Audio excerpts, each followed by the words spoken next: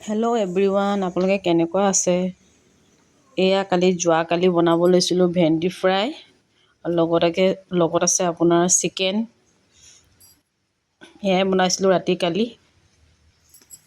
আপোনালোকক আপলোড দিবলৈ অকণমান দেৰি হ'ল।